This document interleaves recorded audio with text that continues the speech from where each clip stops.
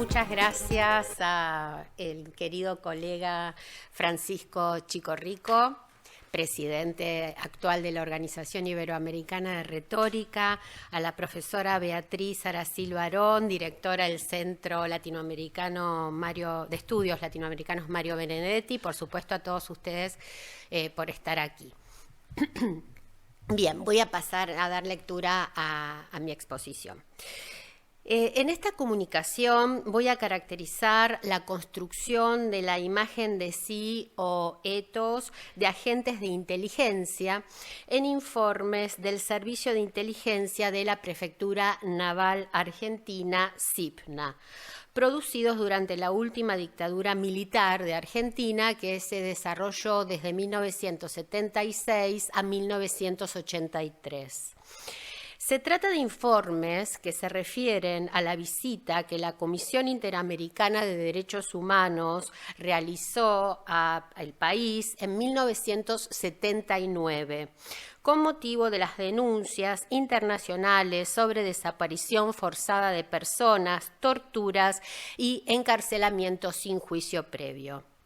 Surge de una investigación de mayor alcance subsidiada por la Universidad de Buenos Aires e inserta en el grupo de investigación en archivos de la represión, GIAR, que dirijo en el Instituto de Lingüística de esa universidad y que estudia los denominados archivos de la represión desde una perspectiva retórico-discursiva. Los y las invito a visitar el sitio web donde están disponibles las publicaciones del equipo, también de las revistas de acceso libre. Los documentos analizados de carácter estrictamente secreto y confidencial al momento de su producción, constituyen un género discursivo propio a las tareas de inteligencia. En todos los casos, estos informes incluyen un primer segmento denominado situación, que contiene los hechos a ser considerados. La segunda parte, denominada apreciación o conclusión, consiste en una evaluación y un comentario de los hechos incluidos en la primera parte. Por último, los informes pueden tener una tercera parte llamada probable evolución, que, como su nombre lo indica, prevé el desarrollo de los acontecimientos hacia el futuro. La información incorporada en la primera parte es a su vez dividida en lo que en la jerga de inteligencia se llaman factores, categorías que clasifican la información. En los documentos aquí analizados aparecen el factor político, religioso e insurreccional. En especial en los segmentos conclusión y apreciación, se configura un etos que califico de represor, que se combina con otra imagen de sí que denomino experto, lo que constituye un etos híbrido, pues conjuga dos identidades enunciativas simultáneas. En el marco del GIAR considero a los grupos productores de los archivos de la represión, tal el caso del archivo del SIPNA, como comunidades discursivas.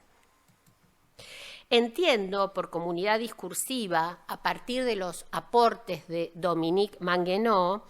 a un grupo o red de grupos productor de discursos de los que son indisociables su organización, sus prácticas y la propia existencia del grupo como tal, lo que permite articular lo social con lo textual. Jean-Claude Beacot, por su parte, ha destacado el papel performativo que tienen los géneros para construir las comunidades discursivas y cómo ayudan a darles cohesión. Estableció así 11 descriptores para caracterizar las comunidades discursivas en relación con los géneros discursivos que las constituyen. Entre ellos, los géneros usados para la comunicación interna y externa de la comunidad, el estatuto jerárquico o no de los productores de los textos y las condiciones de acceso a los géneros internos. El género al que pertenecen los documentos que voy a analizar, el informe de inteligencia, ocupa un lugar central en estos servicios, pues mediante ellos se hace llegar información elaborada a una autoridad política o militar a los fines de que esta autoridad tome una decisión. Como he estudiado para el caso de otros 2 archivos de la represión de Argentina, el de la Dirección de Inteligencia de la Policía de la Provincia de Buenos Aires, DIPBA, y la Dirección General de Informaciones de la Provincia de Santa Fe, la escritura de estos informes de inteligencia fue objeto de una minuciosa regulación que demuestra que quienes redactaron las normas a las que debían sujetarse estos informes tenían competencias en retórica y composición escrita. En lo que respecta a la imagen de sí o etos, es importante considerar, como ha propuesto Dominique Manguenot, que las comunidades discursivas se conforman gracias a cierta identidad enunciativa. Al respecto, veremos que al analizar la identidad enunciativa de un grupo, ya no puede pensarse el etos en términos de un orador individual. A continuación, me refiero a los denominados archivos de la represión, entre los que se encuentra el del CIPNA. Presento este archivo, preciso el uso que le doy a la noción de etos, luego caracterizo la construcción del etos en los mencionados informes y finalizo la comunicación con algunas reflexiones sobre lo que en el GIAR consideramos una retórica autoritaria. En América Latina, el término archivo de la represión se refiere a acervos documentales de las instituciones represivas, legales e ilegales de las fuerzas de seguridad, cuya consulta se hecho pública luego de las dictaduras militares que asolaron la región en el siglo pasado. El significado que se le da al término archivo de la represión no es ajeno a las disputas, por lo que también puede referirse a documentos y objetos producidos por las víctimas, como el archivo de la Vicaría de la Solidaridad en Chile, organismo de la Iglesia Católica chilena creado por el Papa Pablo VI para prestar asistencia a las víctimas de la dictadura de Pinochet. Entre los acervos más importantes que han sido objeto de investigaciones en el ámbito latinoamericano, se encuentra en Brasil el archivo del Departamento Estadual de Orden Política y Social, DEOPS, que funcionó en varias regiones del país. Asimismo, se ubican los llamados archivos del terror de Paraguay, que reúnen documentos secretos de la policía política del exdictador Alfredo Stroessner. El archivo de la Policía Nacional de Guatemala, diversos acervos documentales del gobierno dictatorial de Pinochet en Chile, como el de la Gendarmería,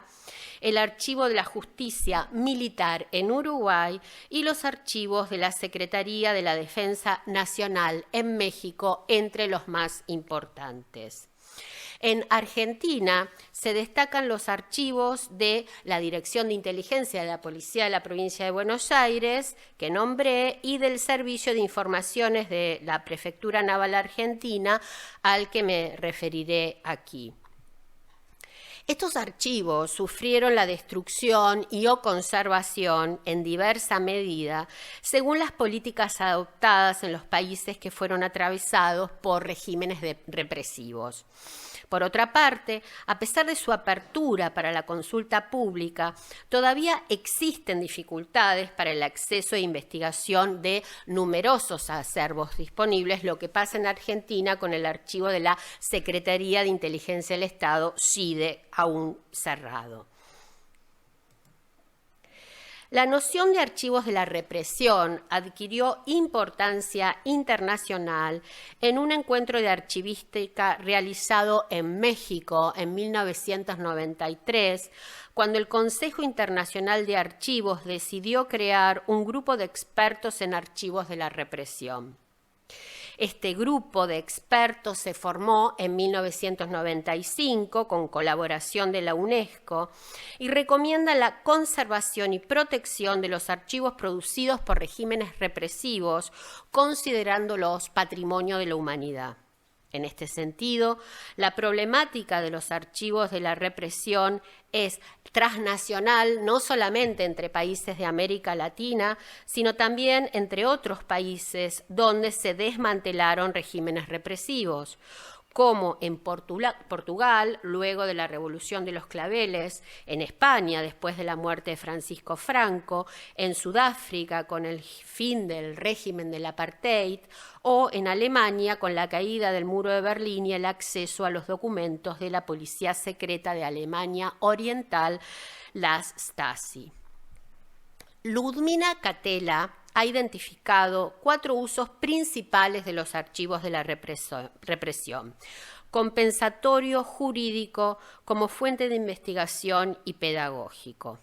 Al respecto, subraya que estos usos generan fricciones en torno al tipo de información proporcionada a quienes consultan y abre discusiones sobre la protección de los datos personales. Asimismo, se generan tensiones entre el carácter de patrimonio estatal, nacional o provincial de los archivos y el de la propiedad sustraída a las víctimas de la represión. Tensiones sobre el régimen de acceso y sus usos, sobre el espacio físico que debe albergar estos archivos, las instituciones que los gestionan, la veracidad de sus datos, sus funciones en el presente y el significado político de su apertura. Como señala Elizabeth Jellin, los usos de los archivos de la represión se inscriben en lo que ella llama políticas de la memoria, noción que se refiere, la de memoria, a las distintas formas de gestionar y lidiar con el pasado, a las narrativas generales que contribuyen a marcar continuidades y rupturas con el presente. En efecto, los procesos de apertura de los archivos de la represión han estado atravesados por disputas entre grupos que se llaman emprendedores de memoria, es decir, agencias estatales, políticos, periodistas, entre otros, dando lugar, por lo general, a la creación de comisiones especializadas encargadas de gestionar los archivos de la represión. En este sentido, es importante comprender que los archivos no son solo guardianes de la memoria, sino también hacedores de la memoria, que también entendemos entonces como las maneras en que los sujetos construyen un sentido del pasado, que se actualiza en su enlace con el presente y también con un futuro deseado. Al respecto, en el GIAR asumimos que la investigación académica sobre estos archivos participa a su modo en la construcción de memorias sobre el pasado. Por eso los archivos de la represión no constituyen un objeto dado de antemano como una plenitud referencial, sino que tienen un carácter indeterminado abierto en su historicidad. Al respecto, sobresale en Argentina que luego del régimen dictatorial y con la paulatina consolidación de la democracia, la apertura y acceso público a archivos de la represión como el del CIPNA dio lugar a una conversión de estos archivos. En efecto, los archivos y sus documentos fueron refuncionalizados y resemantizados al punto de que se volvieron en los procesos de justicia transicional en contra de los mismos productores o perpetradores al brindar pruebas en los juicios de lesa humanidad que se desarrollan en Argentina. Esto mismo ha sucedido, veremos, con el archivo del Servicio de Inteligencia del CIPNA. Paso entonces a presentar brevemente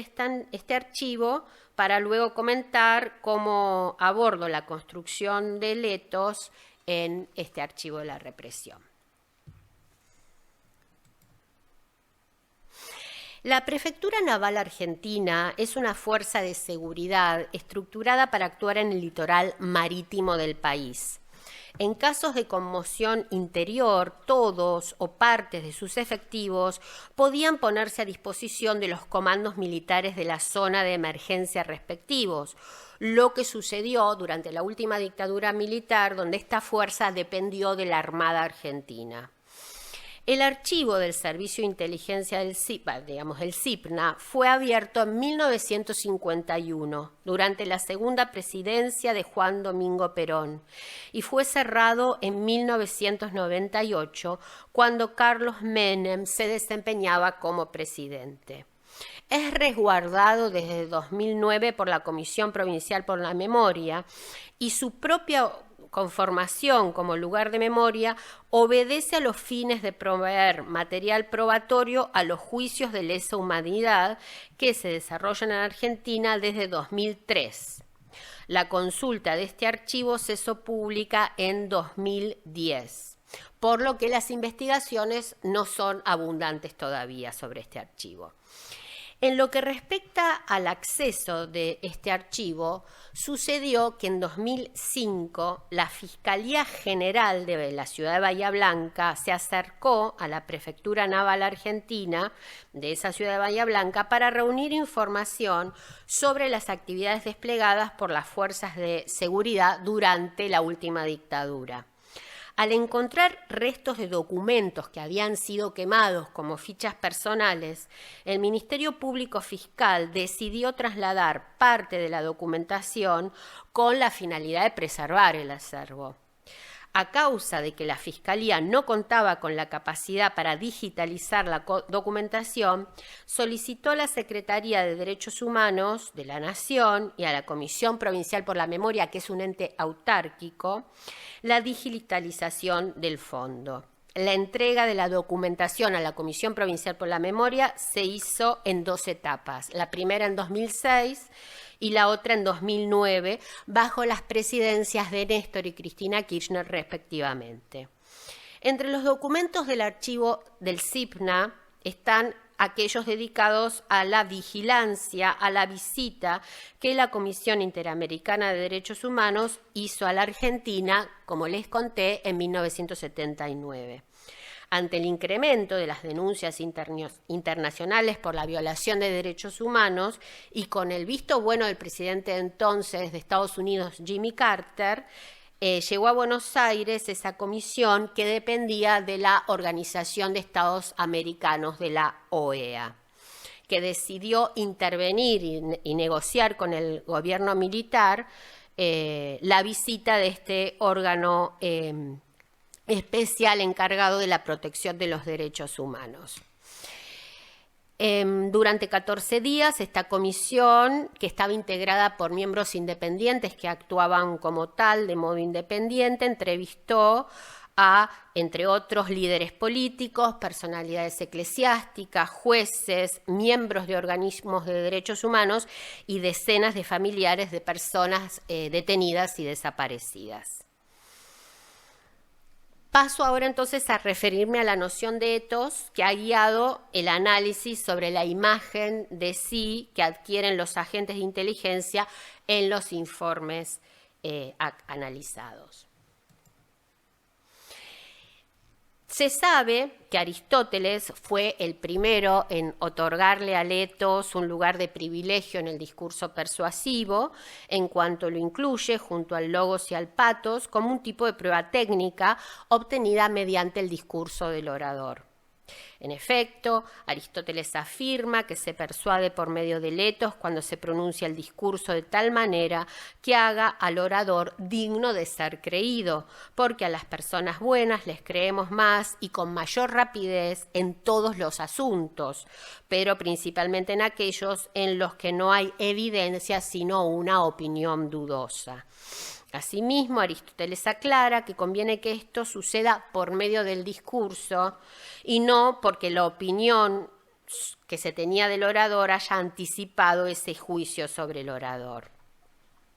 En relación con esto, Walser, Tiffany y Gross recuerdan que Aristóteles describe el etos como un complejo tripartito que consiste en la fronesis, sabiduría práctica, la arete, virtud moral y la eunoia, benevolencia. Por otra parte, destacan que la noción de etos ha dado pie a varias controversias entre los estudiosos de la retórica aristotélica, como el sentido exacto que les da a Aristóteles estas cualidades, el carácter moral o neutro del etos, y si la cuestión del etos se plantea solo en términos del discurso del orador o también en función del conocimiento previo que tiene el auditorio de su carácter.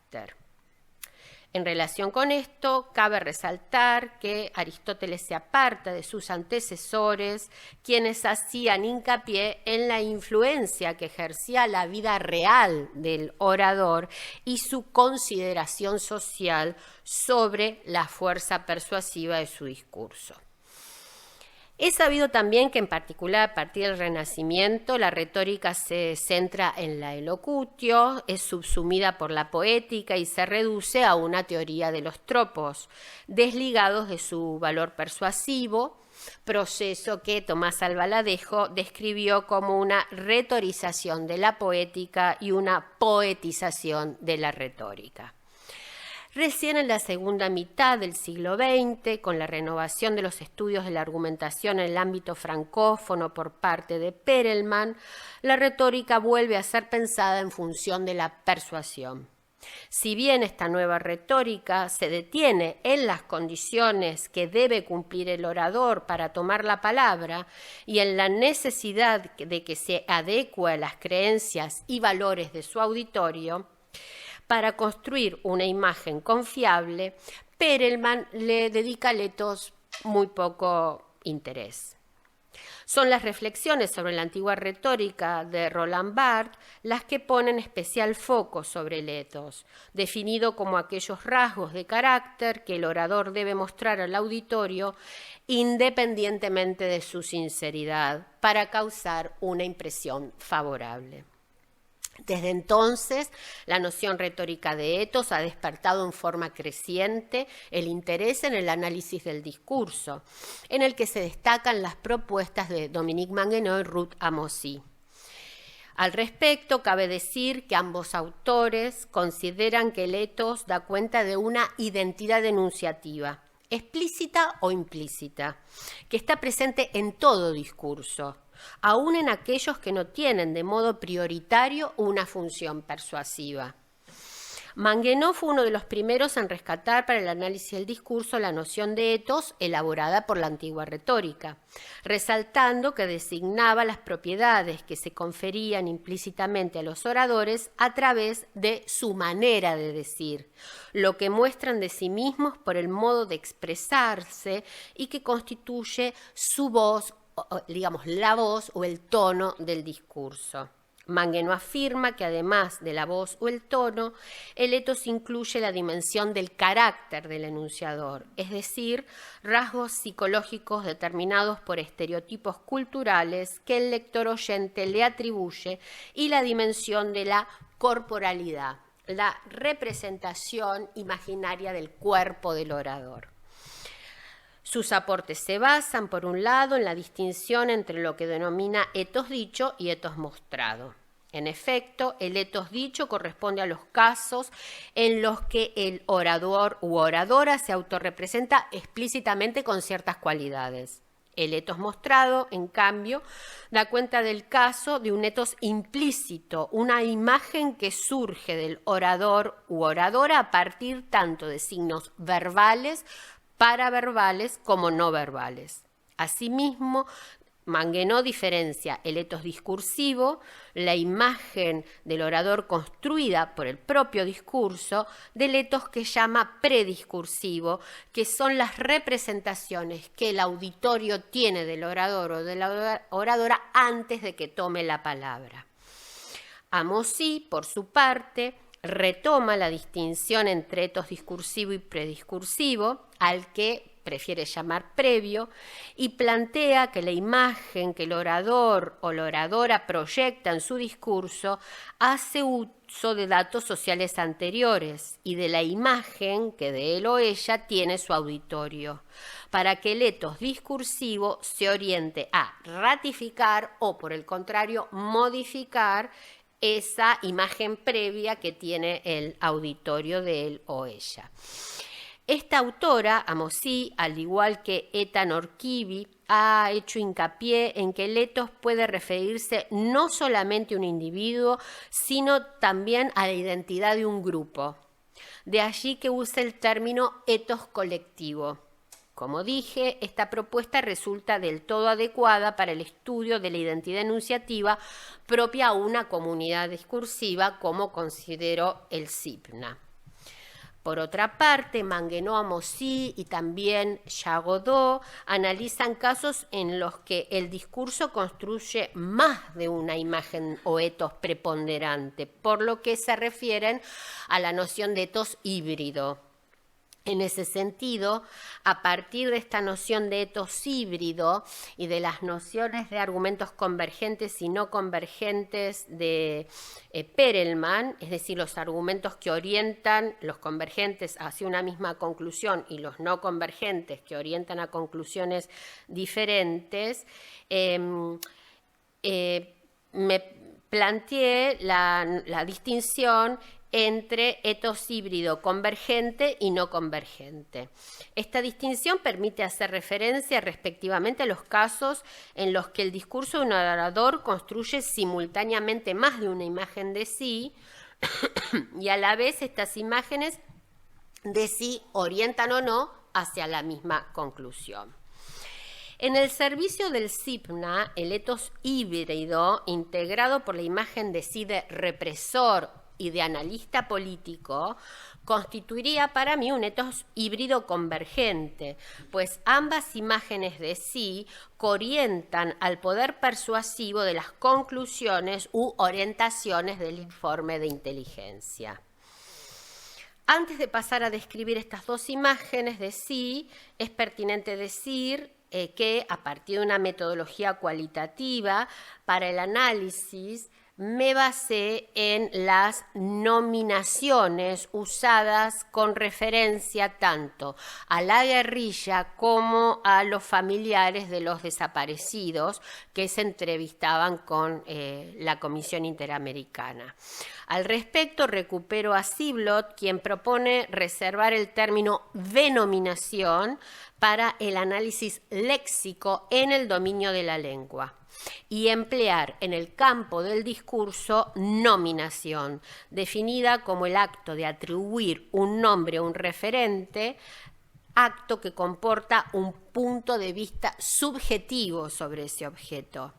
En la medida en que es un acto discursivo, la nominación tiene una dimensión semántico-enunciativa y también argumentativa, política y social. Por eso resulta consistente con una perspectiva retórica, pues como ha señalado Perelman en su Tratado de la Argumentación, particularmente en los capítulos dedicados a la elección de los datos y su adaptación con vistas a la argumentación y la presentación de los datos y las formas del discurso, el uso de ciertas expresiones referenciales, el vengador de su madre o el matricida de su padre, etcétera, por ejemplo, como lo llamamos a Orestes, el uso de ciertas expresiones, modalidades o pronombres tiene un valor argumentativo. Asimismo, he atendido a los recursos de impersonalización y de distanciamiento de la palabra de esos familiares de presos y desaparecidos, como así también a razonamientos sentimemáticos. Como he dicho, entonces,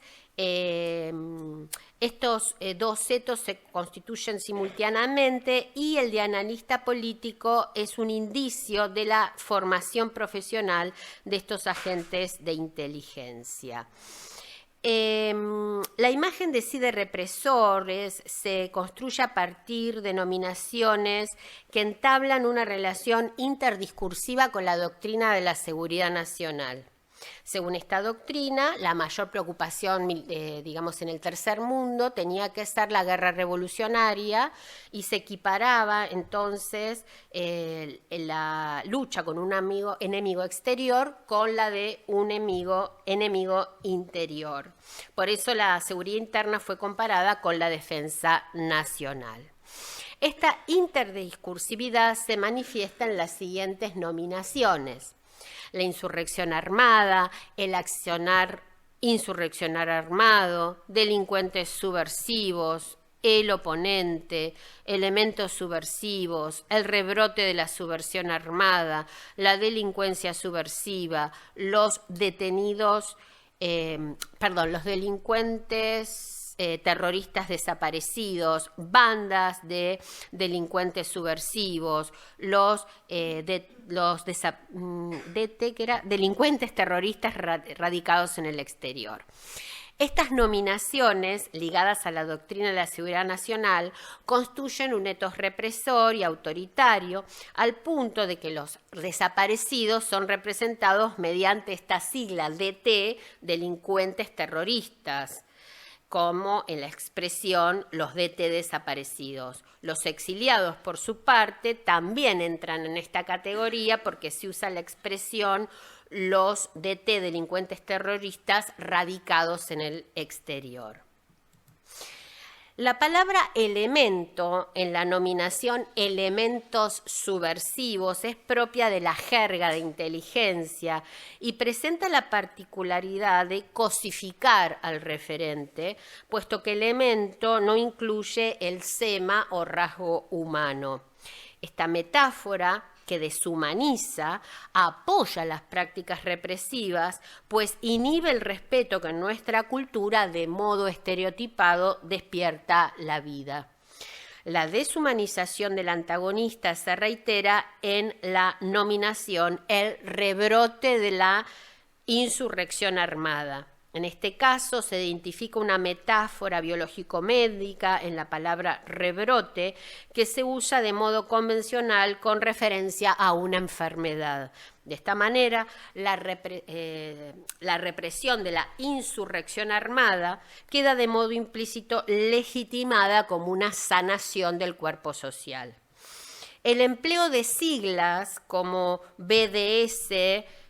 con referencia a bandas de delincuentes subversivos, y DT para nombrar a los delincuentes subversivos, genera un efecto de fijeza y rigidez característico del discurso burocrático. En relación con el lenguaje burocrático, se destaca en los informes de inteligencia la construcción de un tono frío y distante que borra las huellas de subjetividad y colabora a la construcción de un etos represivo.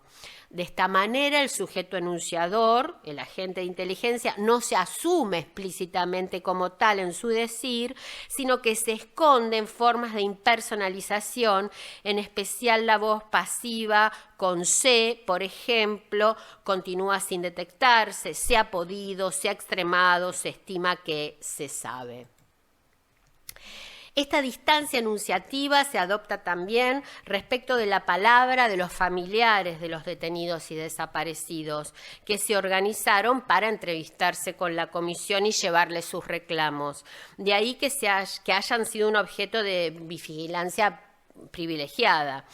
El distanciamiento se manifiesta en el uso de comillas que expresan una discordancia ideológica respecto del sintagma derechos humanos, que es usado por las organizaciones de los familiares. Un ejemplo es cuando los documentos se refieren a las organizaciones autodenominadas defensoras y, entre comillas, de los derechos humanos. Asimismo, se expresan en la palabra desaparecidos.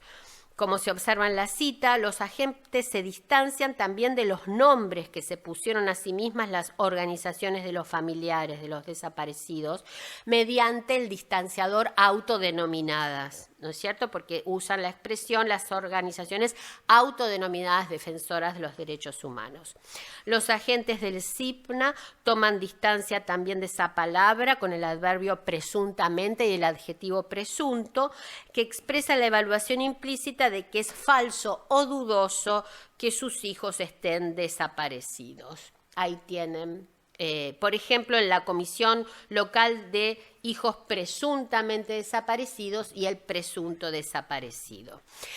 En relación con el etos experto, que califico de analista político, se configura con mayor claridad, dije, en el segmento Conclusiones, Apreciación y Probable Evolución.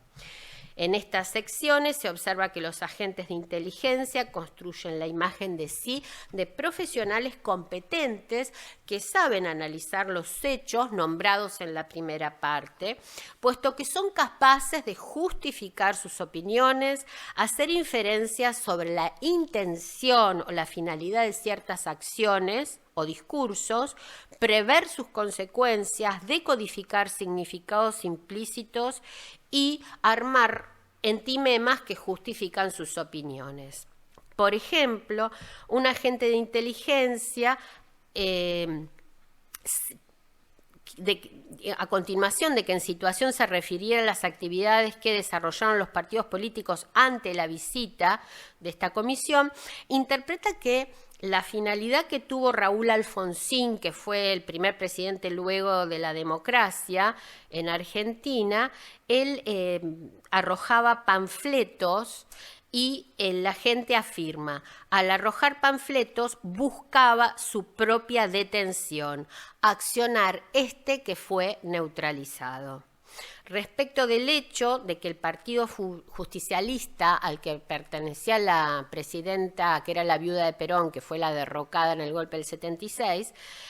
es decir, que ese partido publicara 3 comunicados con motivo de la visita de la Comisión Interamericana, en vez de uno solo, como en principio estaba previsto, un agente lee, por un lado, una consecuencia de eso y un indicio de algo, y dice, los documentos presentados por María Estela Martínez de Perón, o Isabel Perón, que era como el apodo que tenía la viuda de Perón, y el vicepresidente primero a cargo del Consejo Nacional Justicialista del Lindo, Felipe Vittel, a la Comisión Interamericana de Derechos Humanos, producen en el frente interno partidario una fractura, con matices diferentes, a saber, desacuerdo entre los máximos dirigentes del Partido Justicialista que habían planificado emitir un solo documento, el indicio de que no hay acuerdo y la consecuencia de la fractura. Asimismo, el etos experto y de analista político se configura en la competencia para leer implícitos en ciertas declaraciones. Por ejemplo, dicen, la mayoría de las agrupaciones políticas manifestaron su disconformidad con la visita de la comisión, a la que consideraron como una intromisión en los asuntos internos de la República Argentina. No obstante, se puede observar que los textos de los documentos dejan entrever su acusación al gobierno nacional por violación a los derechos humanos. Es decir, lectores profesionales de los discursos de los grupos vigilados, los agentes saben distinguir entre lo dicho explícito y lo no dicho implícito en un contexto de censura y represión donde los partidos políticos no podían criticar abiertamente al gobierno militar.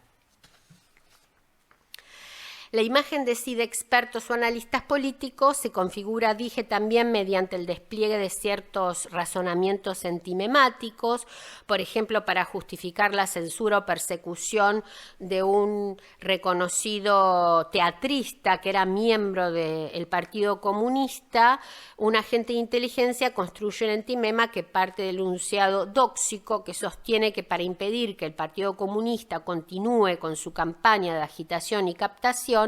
hay que censurarlo e impedir la acción de los integrantes del Partido Comunista. Muy bien, para finalizar, quisiera entonces comentar brevemente por qué esta imagen de sí o este etos que se configura en los documentos del CIPNA responde a una retórica que en el GIAR consideramos autoritaria.